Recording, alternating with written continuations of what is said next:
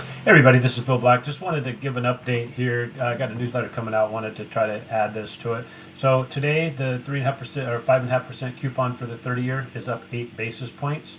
The higher this goes, remember, the higher the basis points goes, the value of this 5.5% mortgage-backed security, the lower rates go. So here is we're looking at basically this was from back in July as the value of this mortgage-backed security has increased here, and we've got another threshold here. This is when I get notifications to lock in. So we locked in here, we locked in here, we locked in here, kind of fell off a little bit. And as we're slowly creeping back up. So when we look at here, we're 101.34. That was pretty much the highest it's gone. As soon as we can break out of this ceiling right here, the 101.31, we have quite a bit of room to go, about another 20 basis points to go up here to this ceiling right here where we've touched. And so things are kind of heading the right way, but this just means this area right here for the last week or so, rates pretty much kind of flat. Maybe a little improvement today, not much, but we're heading the right way. So when we look at the longer term here, this is from July. Let's say we want to look out 6 months.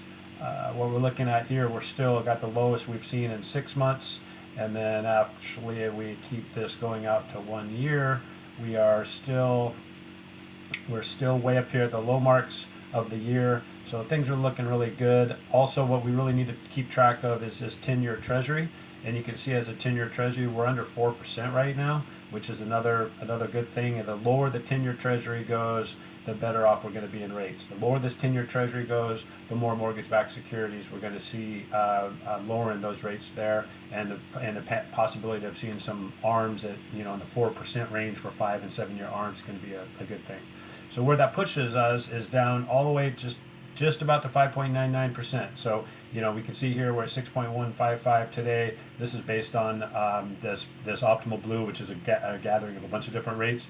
But just let's be very aware that when we talk about rates, there is an APR that is in there for the cost, but also under credit, you have a 680 and below. You're going to be more like these 80% versus less than 80%. You're going to be more like 6.4, 6.358. So credit score is really important. Higher credit scores obviously getting the lower rates there, and you can see our rate trends. Things are looking pretty good here as far as where over the last 30 days we have we should have a little bit of recovery once this is updated from the last 2 days here.